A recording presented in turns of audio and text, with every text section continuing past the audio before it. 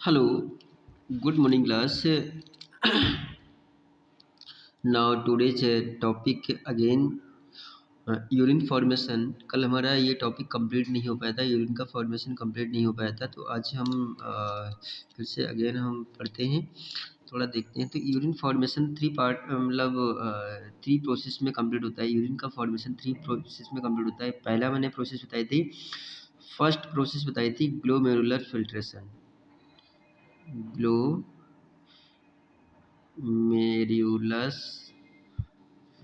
Filtration filtration glomerulus filtration, ठीक है। और फिल्ट्रेशन प्रोसेस इसे हम बोलते हैं, फिल्ट्रेशन भी कहते हैं, और इसको हम अल्ट्रा फिल्ट्रेशन भी कहते हैं। सेकंड प्रोसेस क्या था? रीएब्जॉर्प्शन। एब्जॉर्प्शन सेकंड प्रोसेस क्या था? रीएब्जॉर्प्शन। और थर्ड प्रोसेस क्या था? सिक्रेशन। थर्ड प्रोसेस क्या है? सिक्रेशन। ओके, तीन प्रोसेस हैं और तीन प्रोसेस में यूरिन का फॉर्मेशन पूरा कंप्लीट होता है। ओके स्टूडेंट्स, तीन प्रोसेस में यूरिन का फॉर्मेशन पूरा कंप्लीट होता है।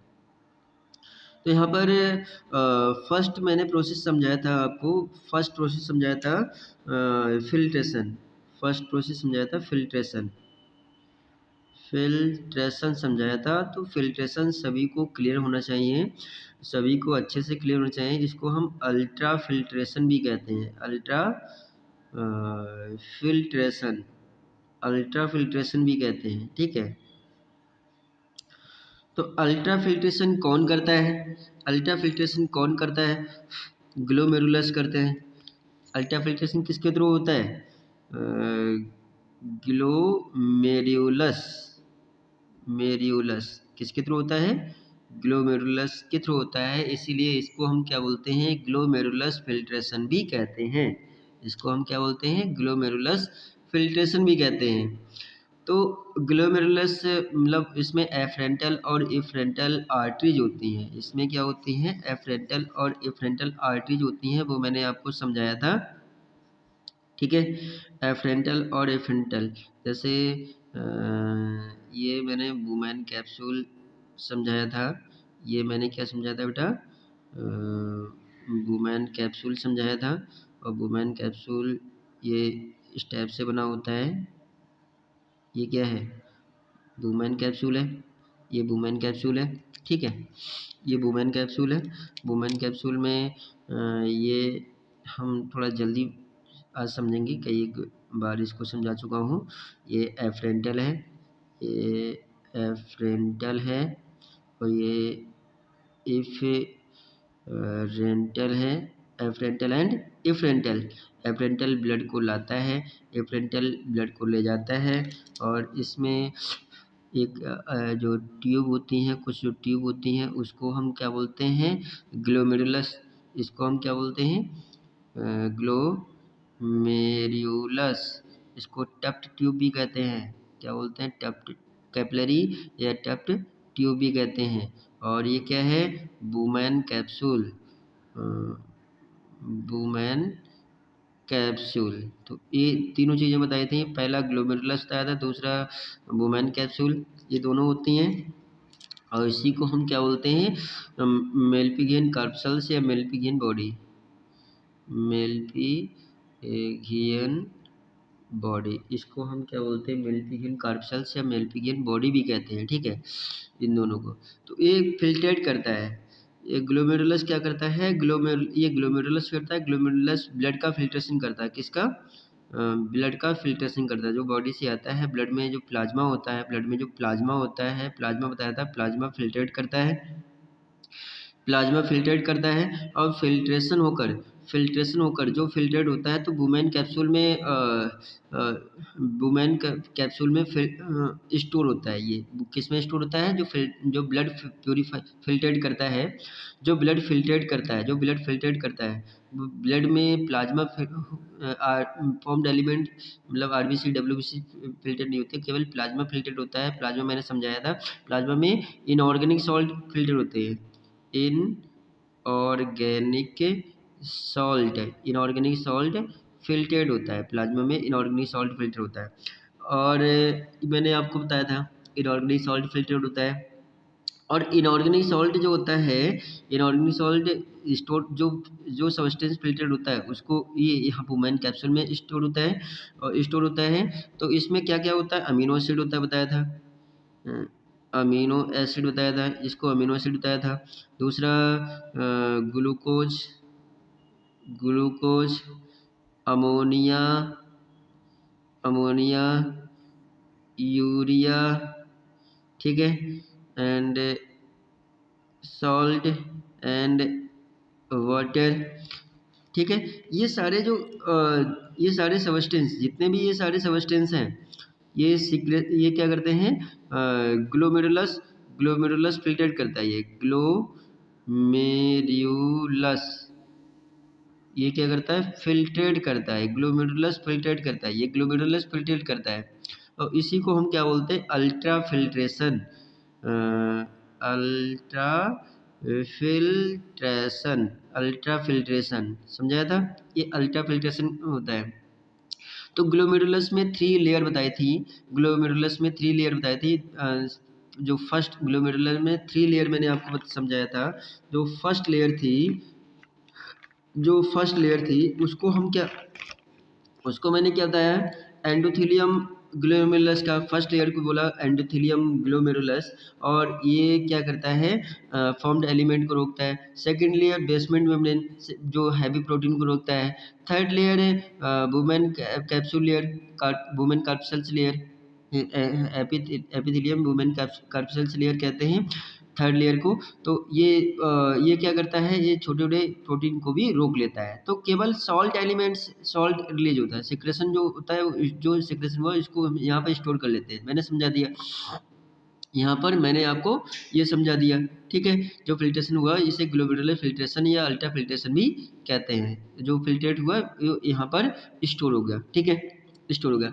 अब यहाँ पर समझेंगे कि जो ब्लड फिल्ट्रेट हुआ बेटा, जो ब्लड फिल्ट्रेट हुआ, जो ब्लड फिल्ट्रेट हुआ मतलब बॉडी से ब्लड आया, बॉडी से ब्लड आया, एफरेंटल आर्टरी में आया, एफरेंटल से ग्लोमेरुलस में गया, ग्लोमेरुलस ने फिल्ट्रेट कर दिया, ब्लड में से जो प्लाज्मा था, प्लाज्मा को फिल्ट्रेट कर दिया, प्लाज्मा में जो इनऑर्गेनिक सॉल्ट थे, प्लाज्मा में जो इनऑर्गेनिक सॉल्ट था, प्लाज्मा में जो इनऑर्गेनिक सॉल्ट होता है वो फिल्ट्रेट होता है, ठीक है। Formed elements RBC WBC filtrate नहीं होते हैं। वो फिल्ट्रेट हो गया, और फिल्ट्रेट होकर ये सारे सबस्टेंस रिलीज हो गए और वुमेन कैप्सूल में स्टोर हो गए, ठीक है। अब ब्लड कितना फिल्ट्रेट हुआ, ब्लड मतलब पर मिनट में कितना फिल्ट्रेट होता है, 1100 ml टू 1200 ml, ध्यान रखना, 1100 ml से 1200 ml पर मिनट, पर मिनट, पर मिनट रिलीज मतलब ये फिल्टर करता है। ब्लड कितना फिल्टर होता है, 1100 ml से 1200 ml। टोटल ब्लड कितना हुआ, टोटल ब्लड मैंने आपको बताया था कि 5.5 लीटर ही होता है।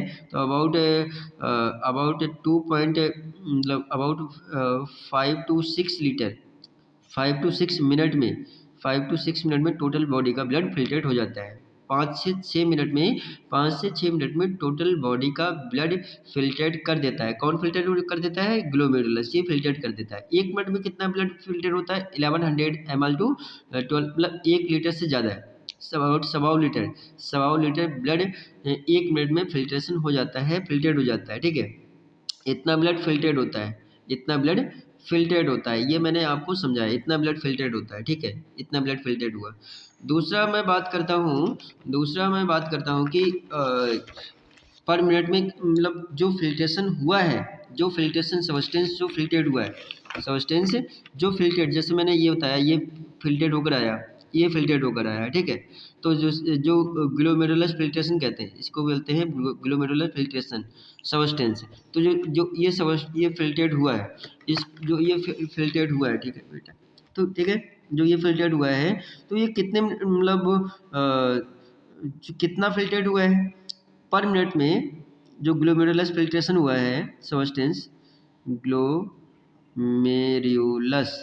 फिल्ट्रेशन, फिल्ट्रेशन, ग्लोमेरुलस फिल्ट्रेशन, जो फिल्ट्रेट हुआ है, जो फिल्ट्रेट हुआ है, ठीक है, जो सब्सटेंस फिल्ट्रेट हुआ है बुमेन कैप्सूल में जो स्टोर हुआ है, ब्लड से जो फिल्ट्रेट हुआ है, किससे फिल्ट्रेट हुआ है, ब्लड से फिल्ट्रेट हुआ है, और ब्लड से ब्लड फिल्ट्रेट हुआ है, ब्लड फिल्ट्रेट हुआ है, और इससे जो सब्सटेंस ग्लोमेरुलस में फिल्ट्रेट, तो ये कितना, अब ये कितना फिल्ट्रेट हो रहा है, ये हो रहा है 125 125 ml पर मिनट, 125 ml पर मिनट ये फिल्टर्ड होता है, ठीक है, ये फिल्टर्ड होता है मतलब पर मिनट, जितना जो सब्सटेंस फिल्टर्ड हुआ है 125 ml पर मिनट फिल्टर्ड होता है।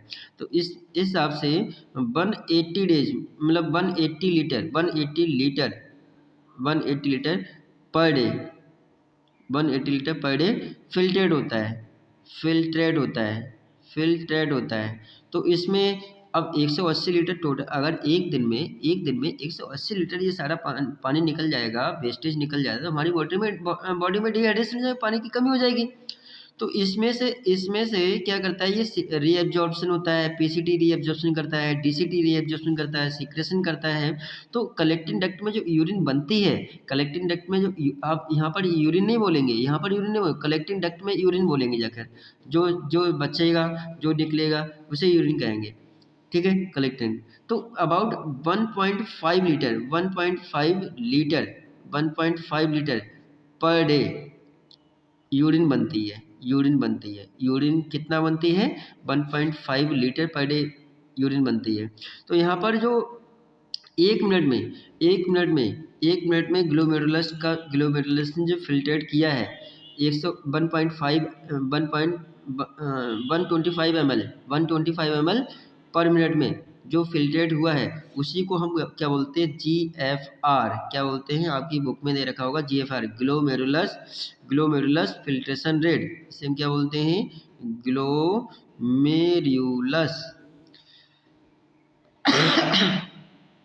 फिल्ट्रेशन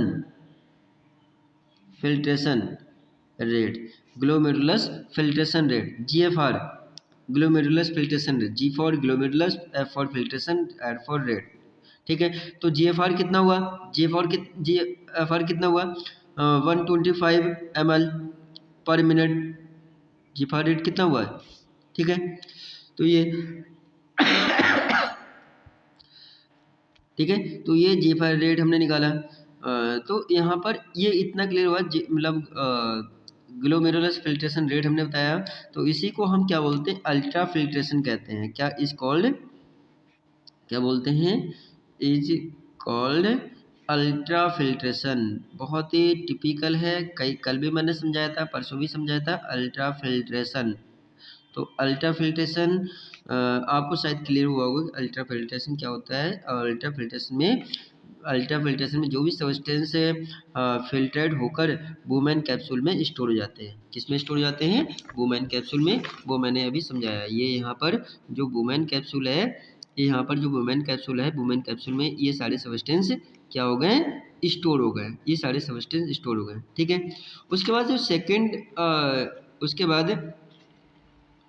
जो सेकंड प्रोसेस आती है, उसे हम क्या बोलते हैं, रीएब्जॉर्प्शन कहते हैं। क्या बोलते हैं बेटा, सेकंड प्रोसेस क्या है, रीएब्जॉर्प्शन, रीएब्जॉर्प्शन, इसको हम क्या बोलते हैं, रीएब्जॉर्प्शन कहते हैं, ठीक है, रीएब्जॉर्प्शन कहते हैं। तो यहाँ पर जो नेफ्रॉन था, यहाँ पर बेटा जो नेफ्रॉन था, ये जो नेफ्रॉन हमने बनाया था, ठीक है,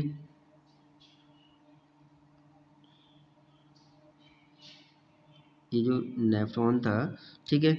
तो नेफ्रॉन ये वुमेन कैप्सूल हो गया, ये एफ्रेंटल आर्टरी हो गया, ये इफ्रेंटल आर्टरी हो गया, ठीक है। और यहाँ पर ये ग्लोमेरुलस फिल्ट्रेशन हो गई, कैपिलरी हो गई, ग्लोमेरुलस फिल्ट्रेशन हो गया। और ये, ठीक है, ये एफ्रेंटल, ये इफरेंटल, ये ग्लोमेरुलस, ये women capsule, man capsule, women capsule, glomerulus को कैपिलरी भी कहते हैं। अब यहाँ से जो ये ट्यूब जो दिखाई देती है, ये ट्यूब दिखाई देती है, नैरो जो कॉइल्ड जो ट्यूब दिखाई देती है, इसको हमने क्या बताया था, इसको मैंने बताया था ये पीसीटी होता है। पीसीटी मतलब थोड़ा बड़ा हुआ, और जो ये उसके बाद जो ट्यूब दिखाई देती है ये नैरो ट्यूब दिखाई देती है। ये कैसी होती है, it is a very narrow. ये कैसी होती है, ये बहुत ही नैरो ट्यूब होती है, यू लाइक ट्यूब होती है। ये बहुत ही नैरो ट्यूब होती है, इसको हम बोलते हैं यू लाइक ट्यूब। और ये फिर से अगेन क्या हो जाता है, ये हाईली कॉइल्ड हो जाता है। अगेन ये हाईली कॉइल्ड हो गया, और ये कलेक्टिंग डक्ट में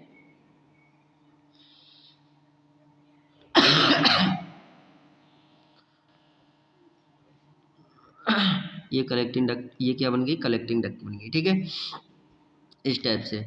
तो इसको मैंने क्या बताया था, इसको बताया था पीसीटी, इसको क्या बताया था, पीसीटी, इसको क्या बताया था, डीसीटी बताया था, इसको क्या बताया था, कलेक्टिंग डक्ट बताया था, कलेक्टिंग डक्ट बताया था, इसको कलेक्टिंग डक्ट बताया था।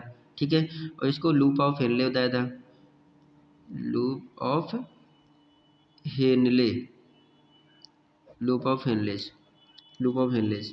ठीक है, तो ये थोड़ा समझ में आया। पीसीटी, ये क्या है, पीसीटी प्रॉक्सिमल कॉन्वोल्यूटेड ट्यूब, ये क्या हो गया बेटा, ये क्या हो गया, पीसीटी हो गया, ये क्या हो गया, पीसीटी हो गया। अब पीसीटी मैंने क्या बताया था, पीसीटी का वर्क क्या है पहले समझ लेते हैं। क्योंकि वुमेन कैप्सूल में जो फिल्टरेट होकर आया, फिल्ट्रेशन सब्सटेंस है वुमेन कैप्सूल में स्टोर है। फिल्ट्रेशन सब्सटेंस कहाँ स्टोर है, वुमेन कैप्सूल में स्टोर है।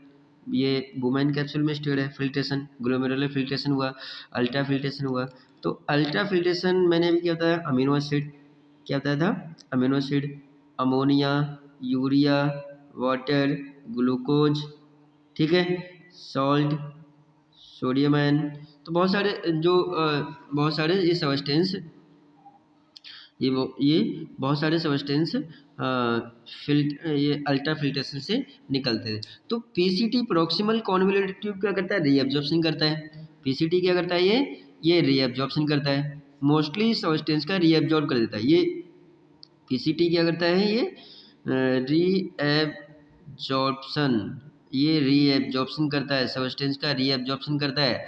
अब ये जैसे अमीनो एसिड हो गया, अमोनिया हो गया, यूरिया हो गया, वाटर हो गया, ग्लूकोज हो गया, सॉल्ट हो गया, सोडियम आयन हो गया, हाइड्रोजन कार्बोनेट हो गया, हाइड्रोजन HCO3, हाइड्रोजन कार्बोनेट हो गया। तो बहुत सारे सब्सटेंस ऐसे हैं जो यूजफुल सब्सटेंस होते हैं, उनका क्या करता है, दोबारा से रीएब्जॉर्प्शन करता है। यूजफुल सब्सटेंस का दोबारा से, ये यूजफुल सब्सटेंस का दोबारा से रीएब्जॉर्ब कर देता है, दोबारा से रीएब्जॉर्ब कर देता है। ठीक है, यूजफुल सब्सटेंस का, ये यूजफुल सब्सटेंस का दोबारा से रीएब्जॉर्ब कर देता है। तो ये रीएब्जॉर्ब किसका किसका करता है, रीएब्जॉर्ब करता है ये किसका रीएब्जॉर्ब करता है, ये पीसीटी रीएब्जॉर्प्शन किसका करता है, सोडियम आयन का करता है। किसका करता है, सोडियम आयन का करता है। पोटेशियम आयन का करता है, रीएब्जॉर्प्शन करता है। ग्लूकोज का करता है, ठीक है। वाटर रीएब्जॉर्प्शन करता है, ओके। तो hydrogen carbonate, CO3, HCO3, hydrogen carbonate का रीएब्जॉर्प्शन करता है। तो ये रीएब्जॉर्ब करता है, पीसीटी रीएब्जॉर्ब करता है दोबारा से। इनके अराउंडस से जो बासा रिएक्टा होती है, इनके अराउंडस एक ट्यूब और निकली होती है, नेटवर्क का जाल होता है, उसे हम क्या बोलते हैं, बासा रिएक्टा कहते हैं। उसे हम क्या बोलते हैं, क्या बोलते हैं, बासा रेक्टा, बासा रेक्टा कहते हैं, बासा रेक्टा। तो इनके अराउंडस जो एक नेटवर्क जैसा जाल फैला होता है, वो जो ट्यूब होती है, उस ट्यूब को हम क्या बोलते हैं, बासा रेक्टा। तो बासा रेक्टा में ये चला जाता है, ये बासा रेक्टा में जाता है, बासा रेक्टर से ये अगेन बॉडी में चला जाता है। अगेन बासा रेक्टा किससे कनेक्ट होती है, एफरेंटल आर्टरी से कनेक्ट होती है, और ये बॉडी में अगेन चला रीएब्जॉर्ब हो जाता है। ठीक है, ये रीएब्जॉर्ब हो गया। रीएब्जॉर्ब क्या हुआ, सोडियम आयन, पोटेशियम आयन, ये glucose, water level and hydrogen carbonate. अब यहाँ से सिक्रेशन क्या होता है, मतलब नीचे किया जाता है, क्या क्या नीचे, मतलब ये सिक्रेट क्या क्या करता है। एक तो ड्रग्स का सिक्रेट करता है, क्या करता है, ये ड्रग्स, ये ड्रग्स का सिक्रेशन करता है। अमोनिया NH3 का सिक्रेशन करता है। ठीक है, अमोनिया हो गया, कुछ सॉल्ट हो गया, सॉल्ट का सिक्रेशन करता है। ठीक है, तो ये सिक्रेशन मतलब ड्रग्स का हो गया, अमोनिया का हो गया, सॉल्ट का हो गया, ये सिक्रेशन करता है। इसका सिक्रेशन करेगा कौन? ये PCT करेगा। अब इसके बाद क्या आता है? ये DCT, ये जो ट्यूब दिखा रही है डिसेंडिंग लूप ऑफ हेनले का, लूप ऑफ हेनले की जो ट्यूब है ये डिसेंडिंग लिम्ब है। इसको हम क्या बोलते हैं? डिसेंडिंग लिम्ब मैंने बताया था, डिसेंडिंग लिम्ब। ये क्या है? डिसेंडिंग लिम्ब है, ये डिसेंडिंग लिम्ब है। और ये क्या है? इसको हम क्या बोलते हैं? इसको हम क्या कहते हैं? ये असेंडिंग लिम्ब हो गया, ये असेंडिंग लिम्ब हो गया, असेंडिंग लिम्ब, ये असेंडिंग लिम्ब हो गया। ठीक है, तो ये क्या हो गया? ये असेंडिंग लिम्ब है, ये असेंडिंग लिम्ब है, और ये डिसेंडिंग लिम्ब हो गया, descending limb and ascending limb. तो अब कहाँ आ गया? जो मतलब जो बचा है सोडियम आयन है, अमोनिया है, ड्रग्स है, ये सिक्रेशन कर दिया, ये सिक्रेशन कर दिया। तो ये सिक्रेशन PCT क्या करता है? सिक्रेट करता है, डिसेंडिंग लिम्ब में जाता है। तो डिसेंडिंग लिम्ब यहाँ पे क्या कर रहा है? ये डिसेंडिंग लिम्ब क्या होती है? केवल वाटर के लिए परमेबल होती है। These are descending limb permeable to water, permeable to water. ये वाटर के लिए परमेबल होती है, H2O। ये H2O वाटर के लिए परमेबल होती है, लेकिन सॉल्ट के लिए इम्परमेबल होती है। तो यहाँ से जितना भी वाटर है, यहाँ से जितना भी वाटर है, यहाँ से जितना भी वाटर है, ये रिड्यूज हो जाता है, वाटर रिड्यूज हो जाता है, वाटर निकल जाता है, लेकिन अमोनिया रिलीज नहीं होती है, सॉरी सॉल्ट रिलीज नहीं होता है। सॉल्ट के लिए इम्परमेबल है, डिसेंडिंग लिम्ब सॉल्ट के लिए इम्परमेबल है। इसके लिए NaCl, NaCl के लिए, NaCl के लिए इम्परमेबल है, इम्परमेबल। तो इम्परमेबल किसके लिए है? Descending limb. ध्यान रखना, डिसेंडिंग लिम्ब पूछते हैं। डिसेंडिंग लिम्ब किसके लिए इम्परमेबल है? डिसेंडिंग लिम्ब किसके लिए इम्परमेबल है? सॉल्ट के लिए इम्परमेबल है। परमेबल किसके लिए है? कि वाटर निकलता है, वाटर के लिए परमेबल है। ये वाटर कहाँ जाता है? मतलब वाशर एक्टर में जाता है। कहाँ जाता है? वाशर एक्टर के थ्रू फिर से अगेन बॉडी में चला जाएगा। तो ध्यान रखना। अब यहाँ का कंसंट्रेशन बढ़ जाएगा ना, जब वाटर निकल जाएगा तो यहाँ का कंसंट्रेशन बढ़ जाएगा। ठीक है, ये इसे रीअब्जॉर्प्शन कहते हैं। ये रीअब्जॉर्प्शन हो गया। ठीक है, रीअब्जॉर्प्शन के बाद ये जो असेंडिंग लिम्ब है, असेंडिंग लिम्ब ऑफ हेनले में जो असेंडिंग लिम्ब किया करता है, ये असेंडिंग लिम्ब ये अपोजिट है इसका, डिसेंडिंग का अपोजिट है। यहाँ पर वाटर के लिए परमेबल है और सॉल्ट के लिए इम्परमेबल है। तो यहाँ पर क्या करता है? ये असेंडिंग लिम्ब क्या करता है? ये सोडियम आयन मतलब सॉल्ट NaCl, ये NaCl को के लिए परमेबल है। ये मतलब असेंडिंग लिम्ब आर परमेबल। इनमें जो पोर होते हैं, इनमें जो असेंडिंग लिम्ब में जो पोर होते हैं, ये क्या करता है? ये NaCl के लिए परमेबल होती है, ये NaCl के लिए परमेबल होती है, NaCl। ठीक है, ध्यान रखना, NaCl के लिए परमेबल है कौन? Ascending limb. और वाटर के लिए इम्परमेबल है। ये क्या करता है? वाटर के लिए इम्परमेबल है। ठीक है, ये वाटर इम्परमेबल है, यहाँ पर वाटर निकालेगा, ये वो यहाँ पर वाटर नहीं निकलते हैं। तो लूप ऑफ हेनले में दो ही होती हैं, एक डिसेंडिंग लिम्ब, दूसरा असेंडिंग। डिसेंडिंग लिम्ब क्या करती है? वाटर के लिए परमेबल होती है। वाटर यहाँ से डिसेंडिंग लिम्ब जितना भी वाटर है, इलेक्ट्रोलाइट्स है, ये निकल जाएगा, वाटर निकल जाएगा। मतलब एक्टिव फिलामेंट हुआ ये। तो एक्टिव ट्रांसपोर्ट होता है। और मतलब ये वाटर का क्या करता है? वाटर रीअब्जॉर्ब करता है। ठीक है, डिसेंडिंग लिम्ब। और सॉल्ट इम्परमेबल होती है। और असेंडिंग लिम्ब सॉल्ट के लिए परमेबल होता है और वाटर इम्परमेबल होता है। दोनों में डिफरेंस ध्यान रखना, दोनों में डिफरेंस आता है। ठीक है, दोनों में। उसके बाद DCT में चला जाता है। उसके बाद कहाँ चला जाएगा? DCT में चला जाएगा। उसके बाद कहाँ चला जाएगा? DCT में। अब DCT में, अब जो DCT में क्या करता है ये? DCT में, अब DCT में भी रीअब्जॉर्प्शन मोस्टली 80 से 90%, मोस्टली 80 से 90% रीअब्जॉर्प्शन कौन करता है? PCT करता है। मोस्टली तो ये कर लेगा, पीसीटी कर लेगा। लेकिन जो कुछ बचा है, यहाँ पर भी कुछ बचा है, वो ये भी रीएब्जॉर्ब करता है। तो यहाँ पर जो बचा है, यहाँ पर जो बचा है, ये भी कुछ क्या करेगा, रीएब्जॉर्ब करेगा। कौन? डीसीटी। डीसीटी रीएब्जॉर्ब करेगा। तो डीसीटी यहाँ पर डीसीटी क्या रीएब्जॉर्ब करता है, डीसीटी क्या रीएब्जॉर्ब करता है यहाँ पर, एक तो डीसीटी, एक तो hydrogen carbonate, hydrogen CO3 reabsorb करेगा, और सोडियम आयन, सोडियम आयन का रीअब्जॉर्प्शन होता है, सोडियम आयन का, सॉल्ट का रीअब्जॉर्प्शन होता है, ठीक है। और पोटेशियम आयन का, यहाँ पर भी थोड़ा पोटेशियम आयन का रिएब्जॉर्प्शन होगा, पोटेशियम आयन का रिएब्जॉर्प्शन होगा, ठीक है। तो ध्यान रखना, हाइड्रोजन कार्बोनेट, सोडियम आयन का रिएब्जॉर्प्शन होता है, ये भी यहाँ पर भी थोड़ा रिएब्जॉर्प्शन करेगा, ठीक है।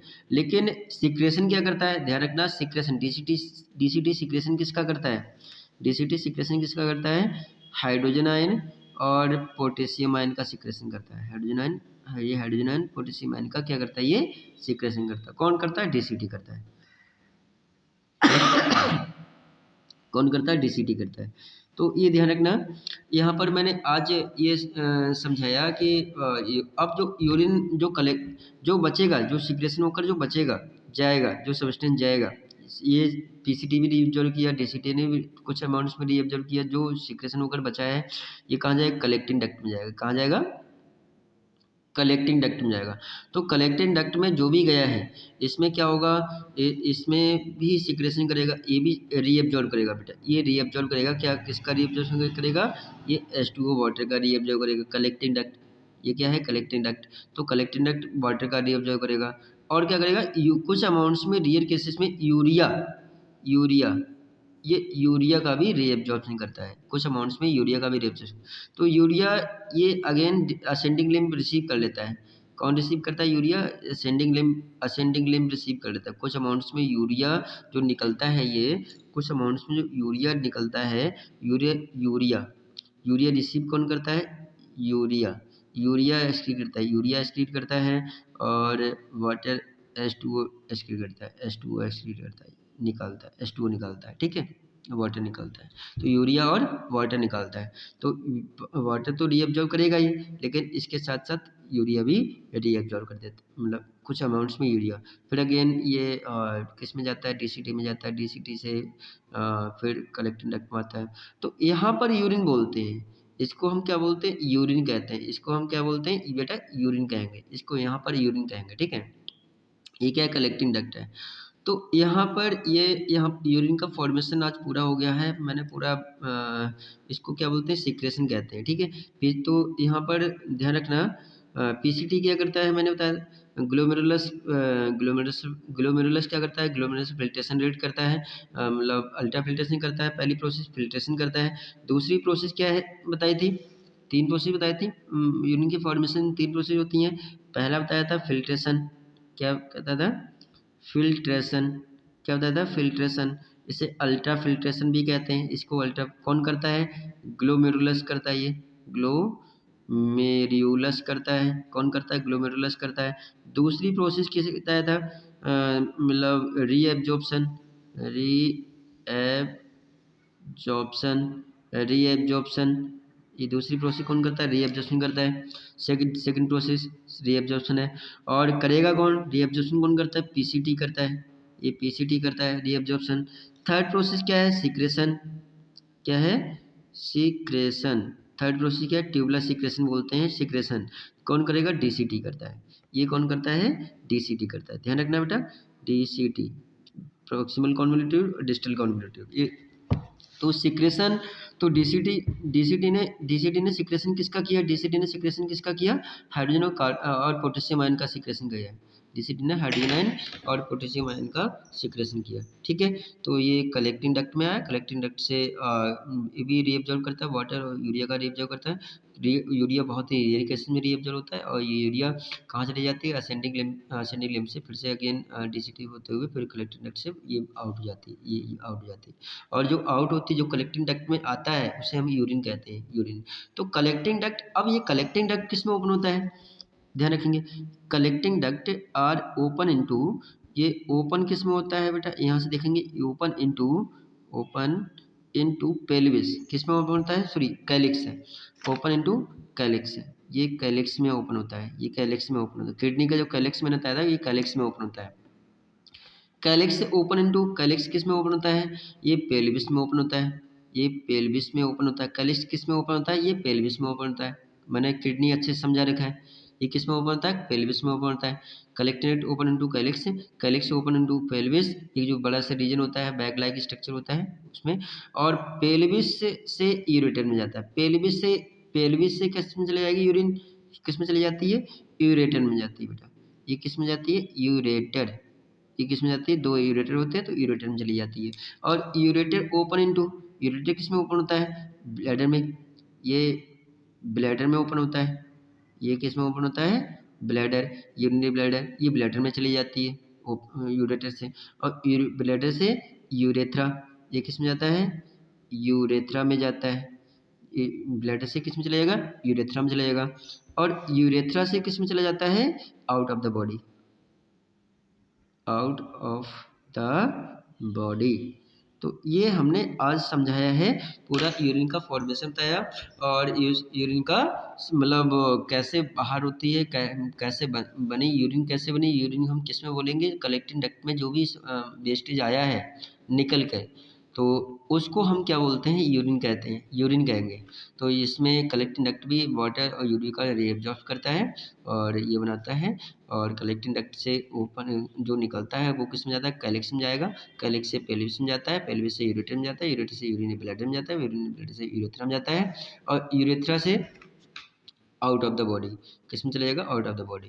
तो यहाँ तक मैंने सिर्फ ये पूरा यूरिन का फॉर्मेशन आज समझाया, ये पूरा अच्छे से समझाया, आपको थोड़ा समझना पड़ेगा, क्लियर करना पड़ेगा। Okay students, thank you very much.